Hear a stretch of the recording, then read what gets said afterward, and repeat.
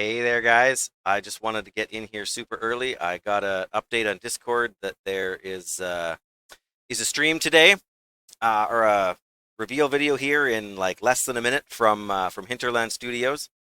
So we are gonna watch that live, get some reaction to the Frontier Comforts Part 3 patch, and hopefully we'll get some news. There might be an update to the app after, or to the game rather, after this. So uh yeah, who's excited? I'm excited. Yeah, this is nuts. I have no idea what's going on in the chat here, but I'm just how are we? Oh, that's not helping me. Okay, there. We'll stick with that as a zoom.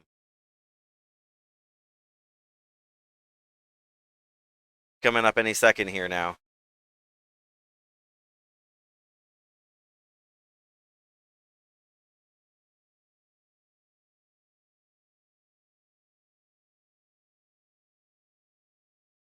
Yeah, I hope if nothing else, oh, they just get ready. Oh man. Premiere will begin shortly. How long is shortly? You're killing me, guys. Oh man.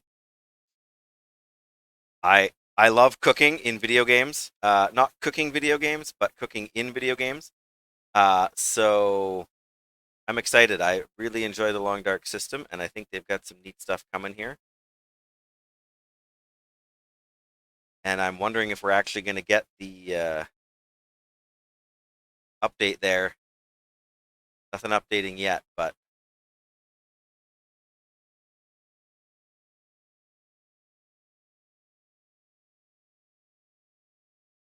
time.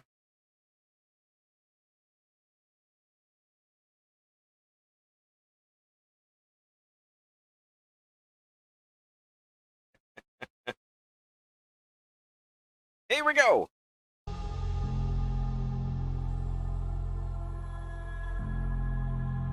Boy, that's busy, but I like it.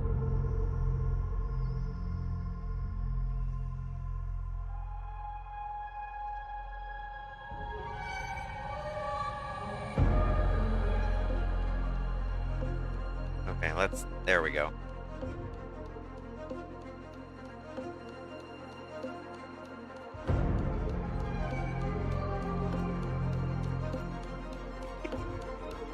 I don't normally do this kind of thing, so it's exciting for me. I don't even know if I'm allowed to do this.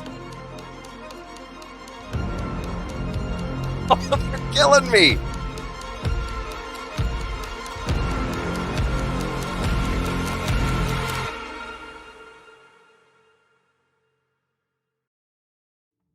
Hello survivors, Katie here, Project Lead on the Long Dark.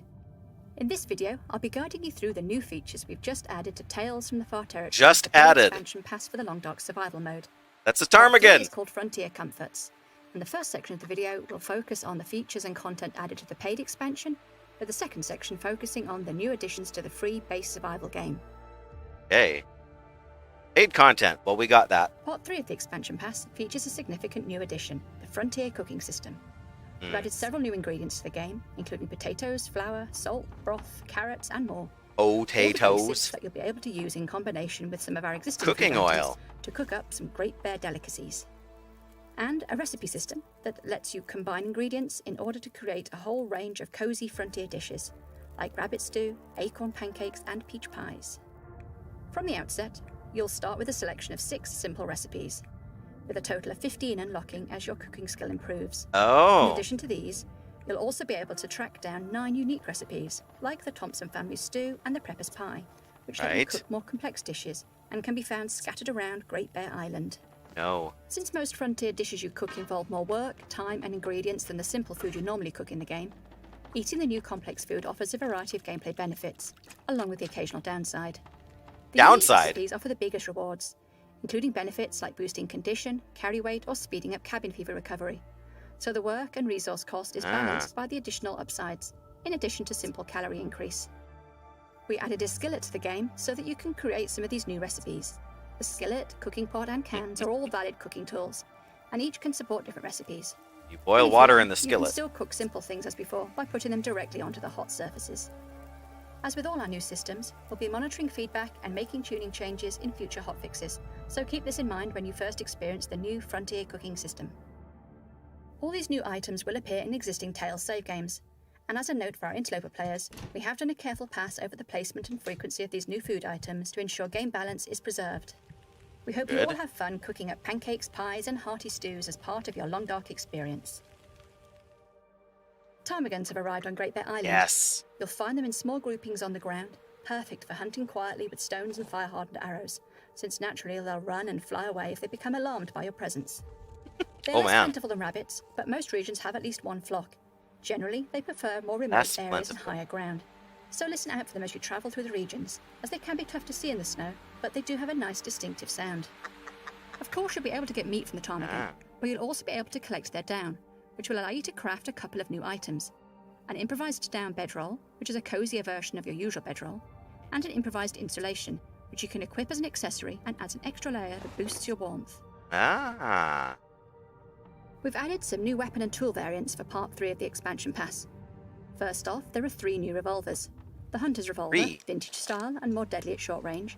The Forester's Revolver, an older, reliable, durable weapon. And the Warden's Revolver, lightweight with a shorter barrel for faster aiming. You might even be able to get some hints from their names as to where to start seeking them out. In addition to those, we've also added a sport bow, a light and durable manufactured bow. And I've also introduced the Miner's Flashlight that is equipped to have a larger and more efficient battery. As with our other variants, they each have a distinctive appearance, along with some stat value tunings that make these unique items worth hunting down as you explore the game. Okay, that all sounds great. We're also releasing a free June update to survival mode. We've made some significant updates to the fishing system for this update. Oh yeah. First off, we've added a way for you to cut your own ice fishing holes. This freedom means you're no longer limited to the pre-placed holes in the ice fishing huts, which means you can now set up your own fishing locations in regions that have bodies of sufficiently deep water. Of course, everything in the Long Dark is about trade-offs, so while you may have more freedom in where you choose to fish, cutting and maintaining your own ice fishing holes is a lot more work, and you'll be doing this work exposed to the elements and any wildlife that may take an interest in you, so keep this in mind. Where the ability to cut ice fishing holes really shines, though, is in combination with the new craftable tip-ups.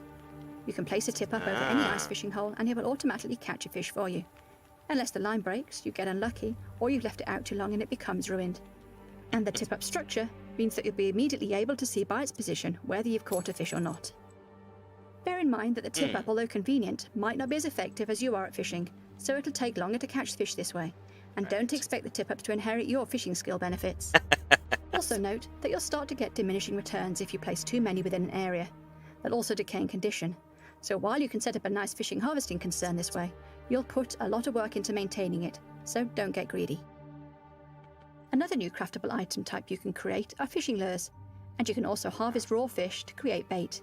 These two items can be added to tip-ups or regular fishing lines to increase your chance to catch fish and encourage larger fish to bite. Yeah, I always wondered at the lack of bait. Your chances of catching one of our rare fish. We've added 4 new types of rare fish: the burbot, goldeye, red Irish lord, and rockfish. So enjoy that extra variety to your fishing experience. We've also added burdock, a new harvestable plant. Look out for their distinctive stalks, and assuming you have an appropriate tool to hand, you can dig out their roots from the ground. With a small amount of prep work, you can eat them raw, cook them into a recipe, or make a warming tea that'll also help you combat food poisoning. Well, that covers everything we added to the paid expansion and the free base game for Tales from the Far Territory, Part 3, Frontier Comforts. We hope you enjoy exploring the new features and additions, and we look forward to reading your comments and feedback. For a helpful FAQ on the expansion, or to review a roadmap of what's to come, please visit thelongdark.com/expansion. Thanks for watching, survivors, and good luck exploring the Far Territory. See you next time. I'm in. Thank you for tuning in. Oh, we hope you enjoy part 3. Yes. Yes, I did. That's a good rundown. Gives me an idea of what's coming. And I guess we'll have to wait and see, because we may be getting that actually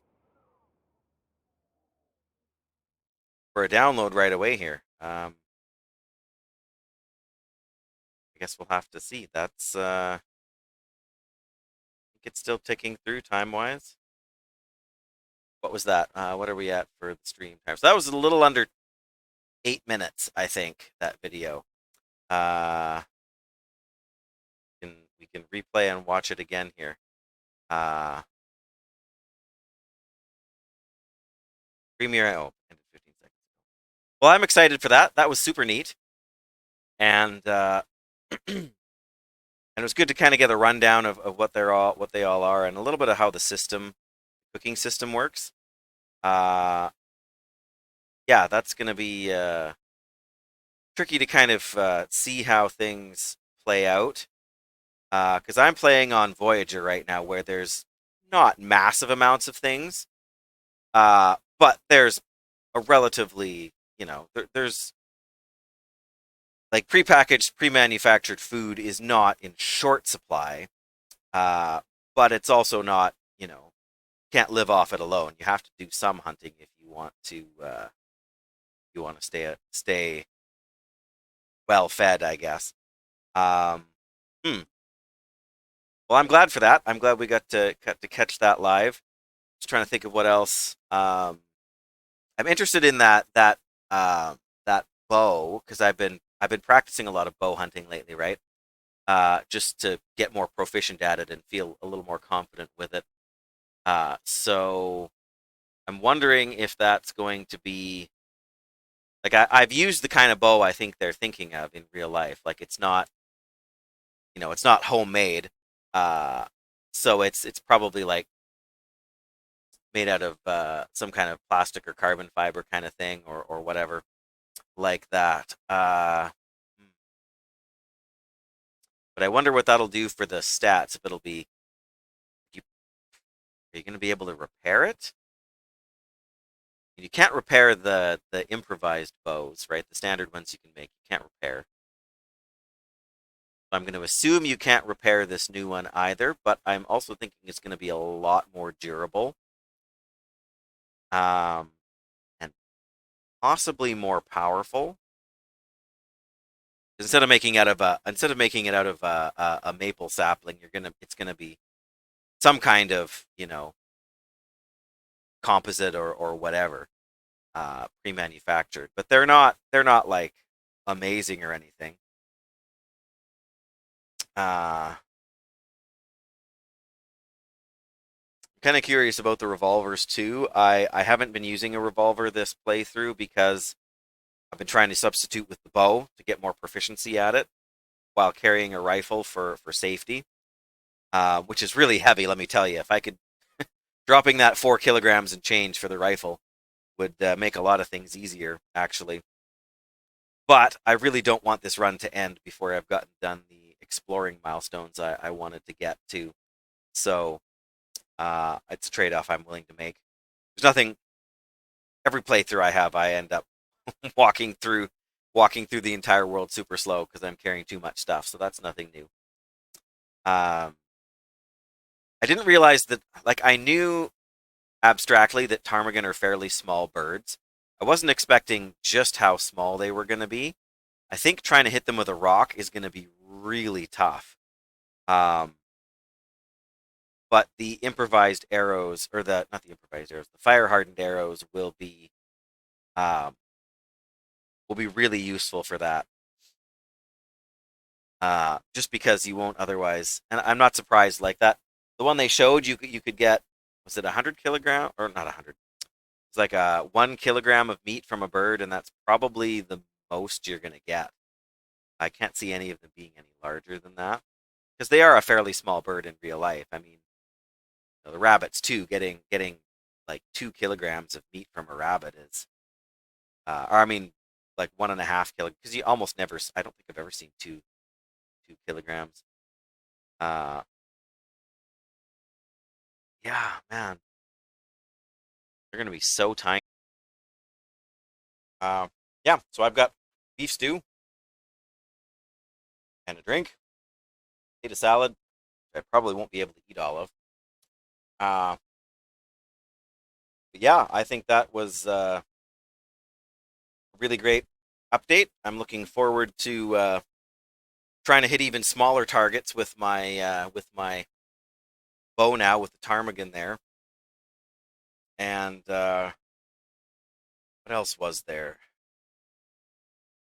yeah, that cooking stuff. Like, trying to think of all the ingredients. So there's flour and there's salt, um, and potatoes. Those are like new foodstuffs that are out there that I. Those are the three that I recognize. And then there was the acorns, peaches, syrup, um, anything else that some of them had interesting names. Um, I'm going to, because I'm going to be eating, I'm going to turn the volume down and we'll go through it again here. And I'm just going to try and keep an eye out for some of that stuff. Um,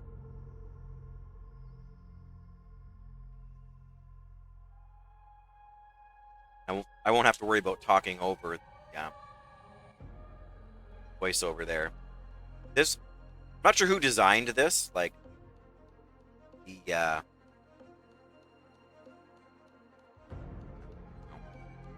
I'm not sure who designed that, like this whole thing, but it's pretty neat. Pretty busy, but I guess the whole idea is to get you kind of focused on what's happening, right? And then it slides into the countdown. Yeah, it's neat. Hot.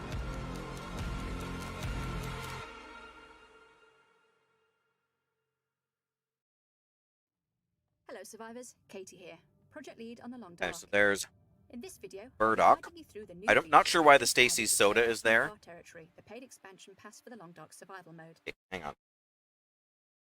What else have we got here? There's oats there. I can see the oats.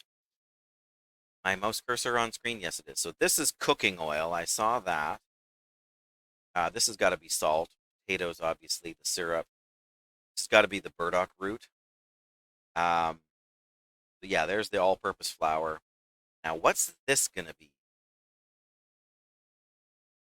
I wonder if that's like preserve, like gonna be. It looks like a canning jar, so it could even just be like preserves, like fruit preserves. Because this is the peaches here. I'm not sure. Are those rose hips? Doesn't seem like that would necessarily go together. That's bannock. Has to be. Um, there's the acorn coffee. There's that oatmeal. Like you can have the oatmeal with the maple syrup, I'm guessing. Um, New okay. features Well, I won't we've be just afraid to added pause to it again. Tales from the Far Territory, the Some of paid that stuff. expansion pass for the Long Dark survival mode. Part 3 is called Frontier Comforts, and the first section of the video will focus on the Yeah, features and frontier content added to comforts. the paid expansion, but the second section Interesting focuses that they're on the doing new like some of additions the to the food food-based is survival gonna like game. give you a debuff as well as a buff. Um, 'Cause so far, all of the all of the items that I can think of so far in the game, I guess the crampons that go on your boots, those are kind of a cost benefit thing, right? Um, like when you equip them, it gives you more stability, but it also reduces your amount of sprint. So there is a trade off there. But as far as consumables go, like there's no downside to drinking tea, right? There's no downside to drinking any. There's no downside to drinking any of the teas. No downside to drinking any of the coffees. I suppose some of the foods that are high in salt serve to dehydrate you, but that's a resource trade-off. The one I saw that caught my attention was one that was actually going to reduce your carry weight if you ate it. I'm guessing the idea is that that's a really big, heavy meal, so it's going to make you feel full and sluggish. But see if we can pause on any of those screens and any more information out of it. Part 3 of the expansion pass features a significant new addition, the Frontier cooking system. We've added several new ingredients to the game, including potatoes, flour, salt, broth, carrots, and more. Oh, there is carrots. And potatoes and carrots will keep for a very long time in the cold room. Potatoes, flour, salt, broth. Oh, that would be the other thing. Carrots and more. So there'll be more out there too. I wonder if there'll be a benefit to reading the Frontier cooking books to help boost your cooking skills. All the basics that you'll be able to use Cooking oil, in combination with 15 spoons full of cooking oil. And it weighs. That's actually pretty light. I mean, in real life, oil does weigh less than water, so that's consistent, right? But it's funny to me that it just says 15 spoons. It doesn't say like 15 tablespoons or 15 teaspoons. Maybe that's getting a little bit exact. I mean, ultimately, it's all about ratios anyway. 100% condition, though. With some of our existing food items to cook up some Great Bear delicacies. And a recipe system that lets you combine ingredients in order to create a whole range of cozy frontier dishes, like rabbit stew, acorn pancakes, and peach pies. Acorn pancakes. Okay. What do we see here? There's broth, porridge, ptarmigan stew, rabbit stew, trout stew, and venison stew. Meanwhile, we are eating delicious beef and mushroom stew here. I don't know if that's going to show up terribly well. Stew never looks pretty. Hard to. Yeah, you can see it there. It just looks like brown stuff in a bowl. There's carrots, potatoes, and mushrooms with the beef. So, um, item requires a different cooking tool. Oats cooked in water, sustaining and isn't it timeless though? Running river oats. Need 0.1 kilograms of oats and a half a liter of water. Yeah, because for a half liter of water, which is 2 cups, you would need 1 cup of oats to make normal oatmeal. But oats aren't heavy, so I suppose that's about right. I'm gonna guess that a full container of oats is gonna weigh a kilogram. Takes 25 minutes to cook.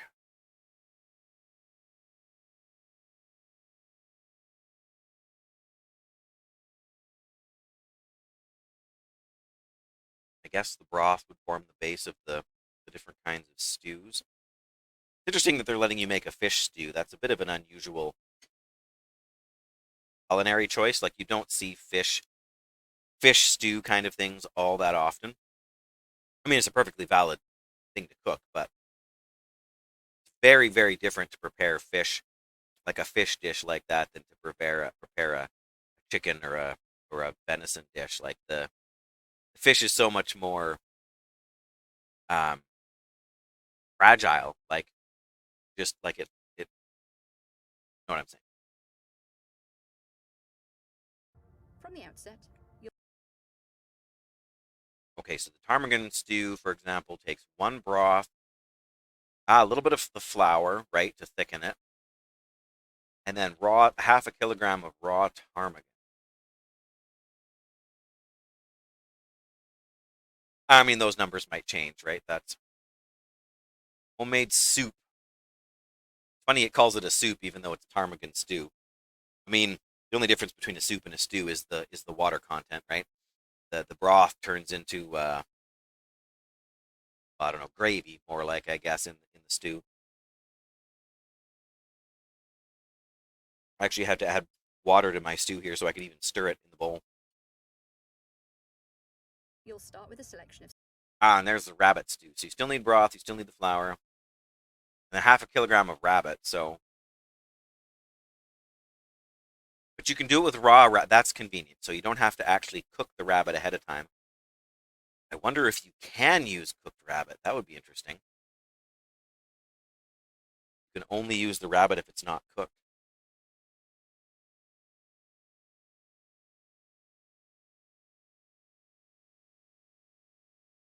Hmm. And that's what you can make on with the pot. And then below it there is the skillet, and then the tin can, and then I'm not sure what the bottom one is supposed to indicate there. Um, almost looks like trash, like leftovers. Um, 6 simple recipes. yeah. Oh, darn it, we didn't time it right. Let's try and get that From trout the stew. outset, you'll start with a selection of 6 Or simple the recipes. there it is. Rainbow trout. Yeah, raw, half a kilogram still, which makes sense. Time to cook 2 hours and 20 minutes. Wow, that is a long cooking time. I mean, I suppose most stews you do cook for a long time. Helps to tenderize the meat, although the fish is going to be pretty tender to begin with.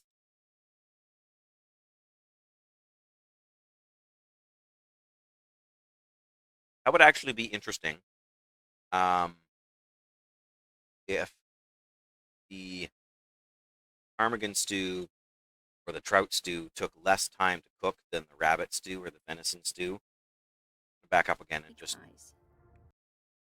porridge is 25 From minutes. the outset, Ptarmigan stew 2 hours 20 minutes, you'll start with a selection of 6 and they simple stay the same recipes. 2 hours 20 minutes. Okay, which is fair because like if that's what they want to do and that's what they decide to stick with, I'm okay with it. Then at least if you're making a stew, you know what your time commitment is. You're not likely going to want to do it on an open fire in the middle of, and maybe you can't for that matter, doing it on an open fire in the middle of a field somewhere. I don't know. I would have thought maybe you could, but when it says something there about the benefits to it, like at the bottom of the screen here, there's a fatigue up and one of the, I'm not quite sure. The subtitles there, I can't make out all the details. But you're using 0.05 kilograms of flour. Broth, I don't know how much that weighs, but it's not going to be light because it's essentially water. And a half a kilogram of fish.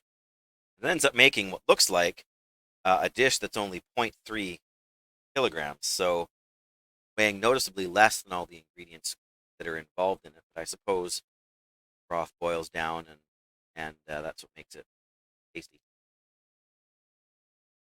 Concentrating the flavor.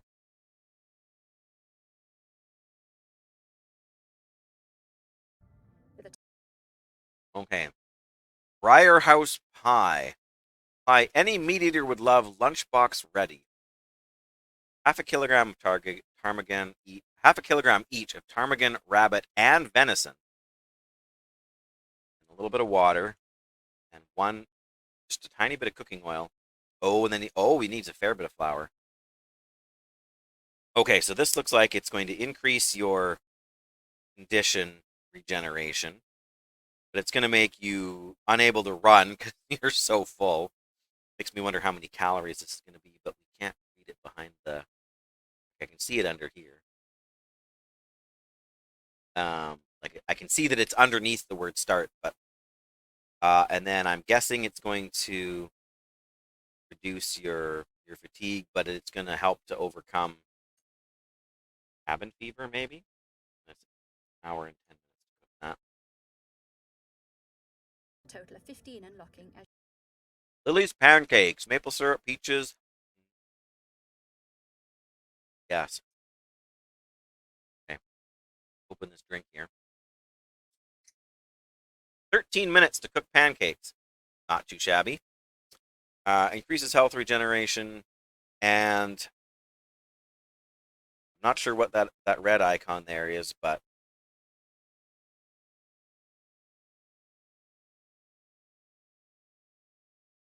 tasty.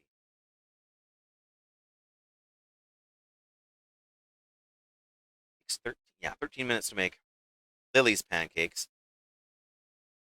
Oh, but you need the acorn grounds too to go with. Oh, because you're using the acorn for the flour rather than the actual flour. Oh, but I'll bet you maybe I shouldn't bet you, but maybe regular pancakes will just use the flour, and Lily's pancakes take the acorn grounds. What would that little red icon?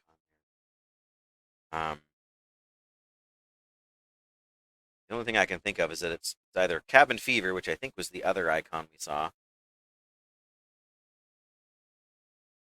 or insomnia, maybe. Hard to say. As your cooking skill improves. Right.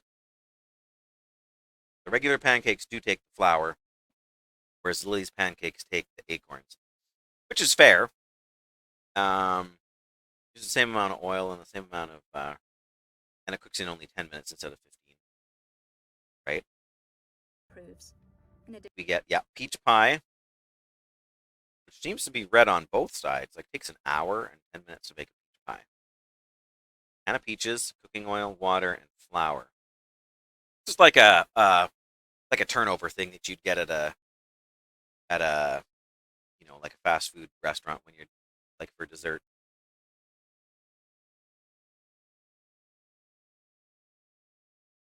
Okay, I didn't see that there. There's acorn pancakes here as well as regular pancakes, and then there's Lily's pancakes, which are made with the acorn flour. Fair enough. I wonder what the star is for, if it's a favorite or maybe those are the ones that you have the recipes for. Not sure. Anyway, are they going to let us see the prepper's Some pie? of these, you'll Oh, just barely. A dense pie made from foraged vegetables, rough around the edges. Rough around the edges, just like you. Uh, Acorn grounds, ooh, mushrooms, and the burdock, oil and water, and salt. Okay, yeah, that makes sense. You want salt for, especially for vegetables like that. But a little bit surprised. So it's mushrooms and the burdock that are in the prepper's pie, rather than the potatoes or carrots.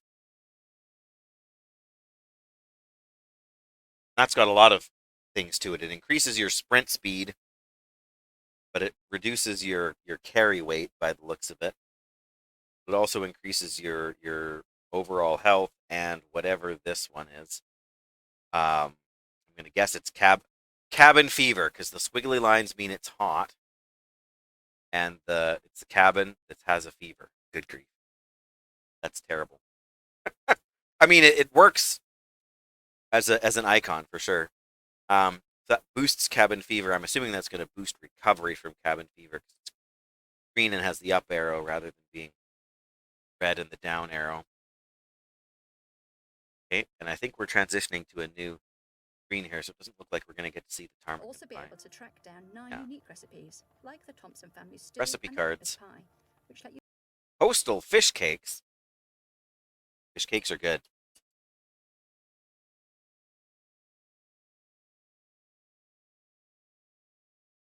Before it gets too cold.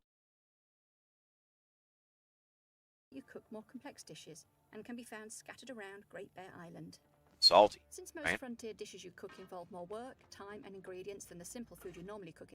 Ah, there's the acorn bannock. Acorn grounds, cooking oil, water. I wonder if there's an alternate use for the cooking oil. Like if you can use it to make torches or as something else. I don't know. There's skillet recipes here. There's acorn bannock, acorn grounds. I guess you can just cook the acorn grounds. Fresh ptarmigan, gamey. Oh, these are just the things you have in your inventory that you can heat up or cook. Because you can cook the peaches. I guess so. I'm gonna guess that the skillet will hold 1 liter of water. If if you just want to boil water, so the pots are 2 liters. The tin can is a half a liter, so one liter just to make water makes sense.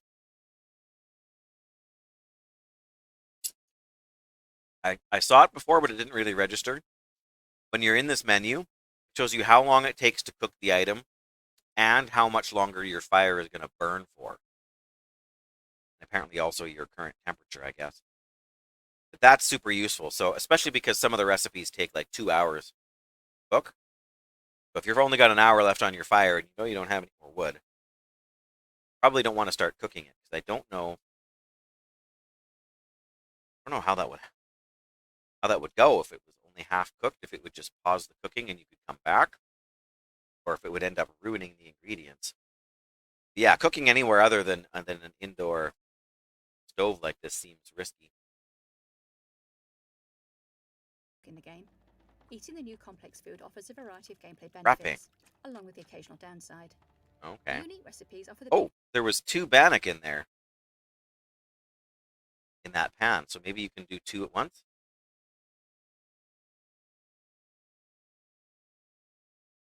I don't see why you couldn't do some of those things in the pot. Like I do some things in a pot on the stove instead of in a frying pan. I wouldn't want to make fried eggs or anything, but there are options there.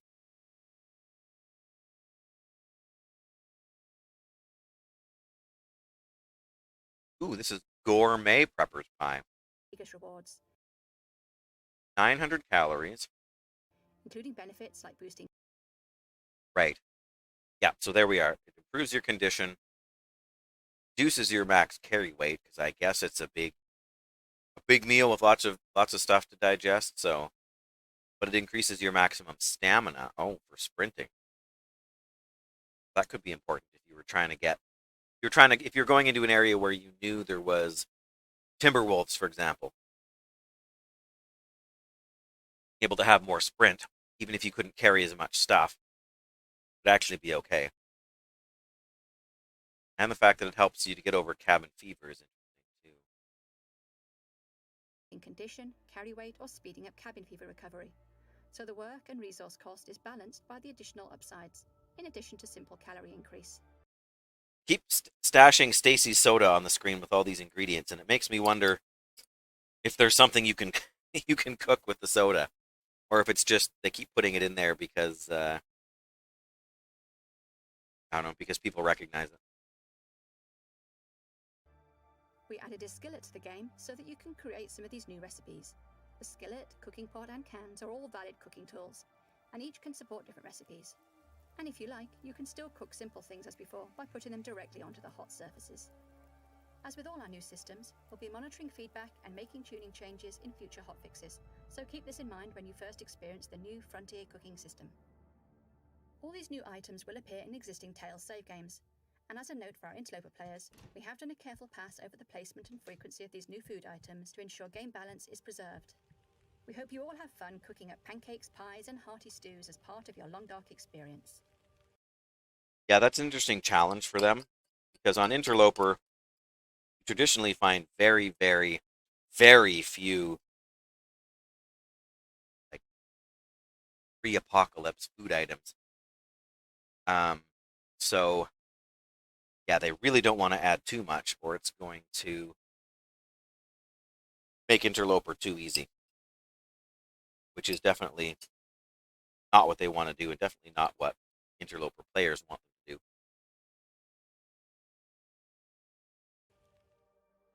Ptarmigans have arrived on Great Bear Island. You'll find them in small groupings on the ground, perfect for hunting quietly with stones and fire-hardened arrows, since naturally they'll run and fly away if they become alarmed by your presence. So Less small. plentiful than rabbits, but most regions have at least one flock. Generally, they prefer more remote areas and higher ground. So listen out for them as you travel through the regions, as they can be tough to see in the snow, but they do have a nice distinctive sound. Of course, you'll be Sound a little bit like a chicken. I was expecting it to be a little sound to be a little different, but I mean they know what makes sense, and they have good audio in their games in general. Pardon me. able to get meat from the ptarmigan, but you'll also be able to collect their down, which will allow you to craft a couple of new items. An improvised down bedroll, which is a cozier version of your usual bedroll, and I don't know what they mean by cozier. It's just warmer.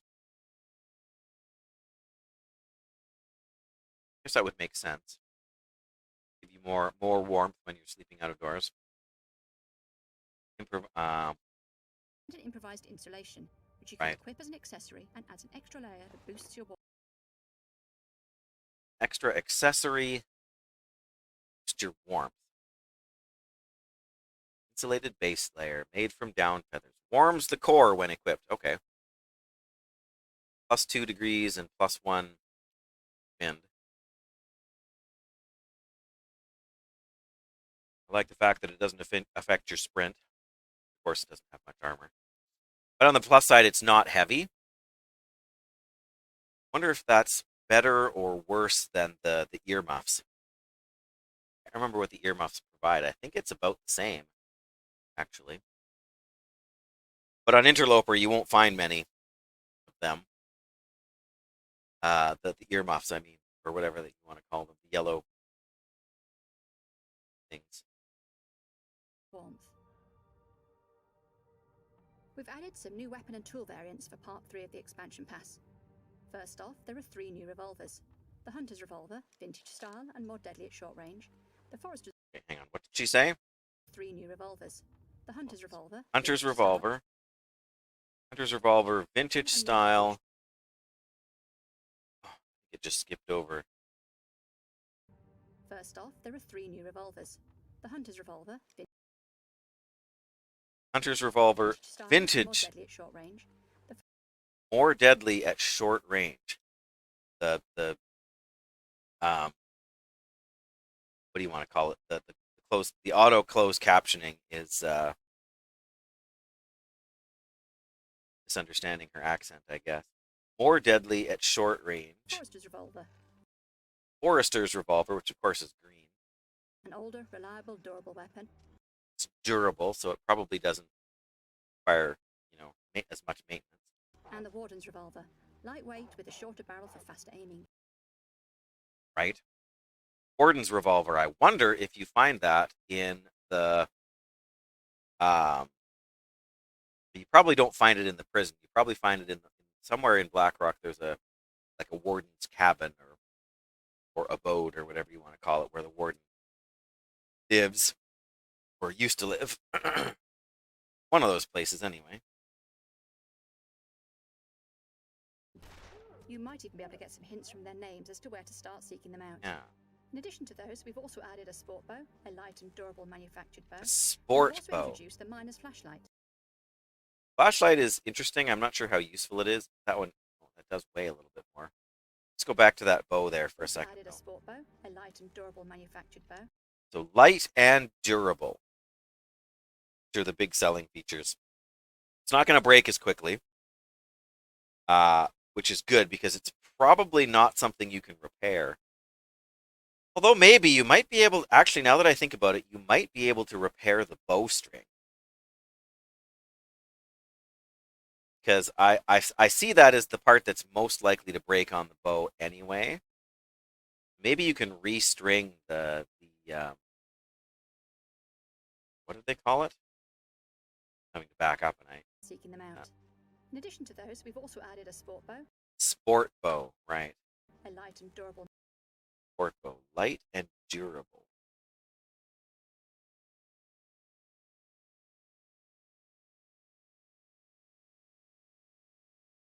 Salad needed more salt.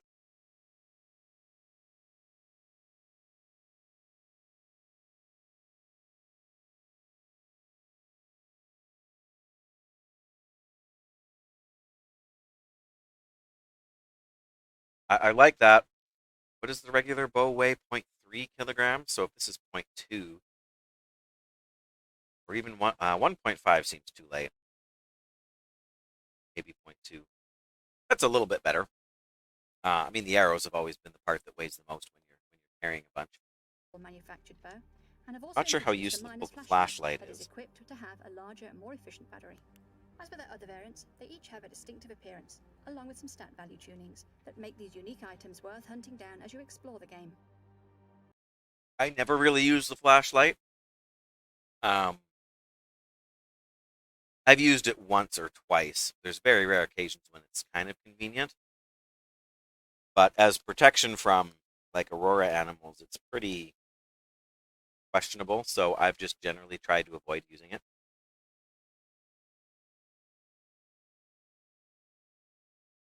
And carrying it around all the time is super frustrating.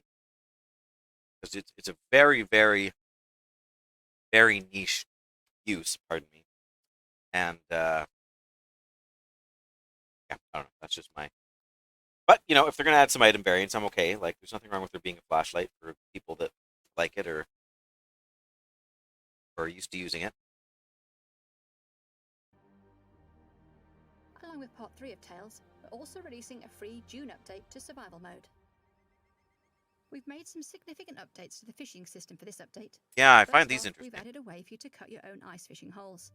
This freedom means you're no longer limited to the pre-placed holes in the ice fishing huts, which means you can now set up your own fishing locations in regions that have bodies of sufficiently deep water.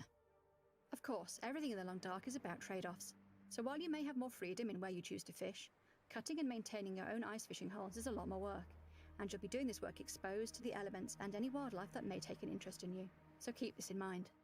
Where the ability to cut ice fishing holes really shines, though, is in combination with the new craftable tip-ups. You can place a tip-up over any ice fishing hole and it I wonder will what the automatically ingredients catch a are fish for that. you. Unless the line breaks, you get unlucky, or you've left it out too long and it becomes ruined. And the tip-up structure means that you'll be immediately able to see by its position whether you've caught a fish or not.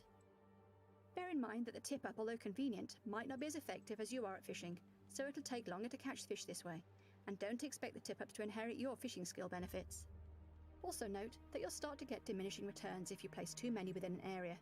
They'll also decay in condition, so while you can set up a nice fishing harvesting concern this way, you'll put a lot of work into maintaining it, so don't get greedy. Right. Yeah, if you were going to be setting up this will affect more than anything I think that they've done so far. This will affect where you choose to set up your main base, because I mean if you can take 20 minutes, chop a hole in a pond, in the ice in a pond, and then go sleep for 8 hours and have a decent chance of having a fish on the line, then that makes it a lot less important to stockpile tons of resources, like to keep tons of food at your various bases, because it'll give you a lot more survivability, or sustainability, I should say. Yeah, if you can just drop one or two of these in the pond and then go sleep and have food there ready for you the next day. I mean, fish are still feels like there's not enough calories to justify the weight for fish most of the time, unless you're going to be using it right where you're at, and that's the catch, I suppose, of being able to make your own fishing hole wherever. Means you don't have to carry fish with you necessarily. As long as you can use most kinds of fish in most recipes, then that should be okay. Like, as long as you can use, I can't see why you couldn't make fish stew with just about any kind of fish, really. Yeah, that will change the way some people approach traveling around to their different regional bases and things. Another new craftable item type you can create are fishing lures, and you can also harvest raw fish to create bait. These Yes, two bait. items can be added to tip-ups or regular fishing lines to increase your chance to catch fish and encourage larger fish to bite. Okay, let me go back and look at that. Tip-ups. Right, so you can choose to fish. Shouldn't point with my spoon because you can't see from my perspective. But so you can choose to fish yourself, or you can choose to use one of these guys if you have it. I'm guessing you're going to need some sticks and some wire, basically, to build it. Maybe some scrap metal, too. I don't know. Next, it looks like there's metal wrapped around this stick, kind of to provide weight. It doesn't say here what. It doesn't list what benefit you might have to using. I'm sure the main benefit of using different lures is going to be to help select which kind of fish you're more likely to catch. Because at the moment, it's totally dependent on what water you are and random chance. Are you in a pond? Are you in a lake? Are you in the ocean? That's basically what it's measuring, right? I don't think there's any fishing shacks in ponds. But yeah, whether you're on a lake or on the ocean. Um, so yeah, the lures will probably help determine which fish you catch. And then the bait probably just boosts your chance to catch specific kinds of fish, but just to catch fish in general, I guess. It's just trying to catch fish on a hook with no bait. Not going to have too much of a success, I don't think.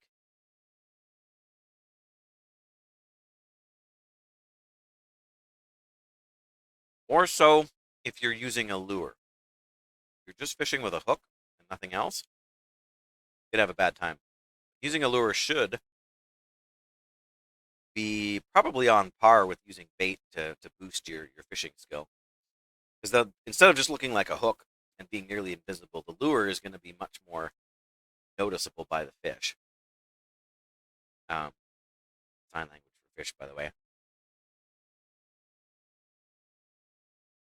Okay. Or regular fishing lines to increase your chance to catch fish and encourage larger fish to bite. The lures will also improve your chances of catching one of our rare fish. We've added 4 new types of rare fish: the Berber, Goldeye, Red Irish Lord, and You can actually catch goldeyes in a lake not too far from where I live. A couple hours away. Well, I guess it's farther from here. It used to be when I lived farther up north. Um, but yeah, goldeye or a lake fish Um, they need it needs to be generally needs to be a fairly big lake for there to be big goldeye, but goldeye I know is a freshwater fish. I don't know about the Berber. Irish lord, interesting name for a fish. And rockfish. Rockfish, yeah, they're that's most likely going to be an ocean fish for sure. Uh,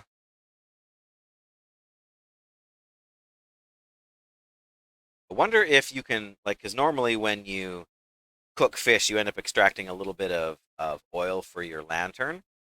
I wonder if instead you can get cooking oil from them. That would be that would be pretty huge. Um, cooking oil is going to be cooking oil is going to be a bottleneck for most of these recipes.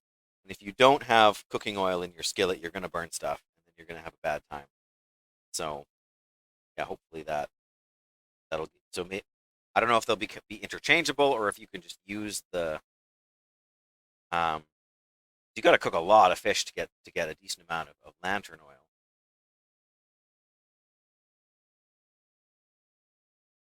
Anyway,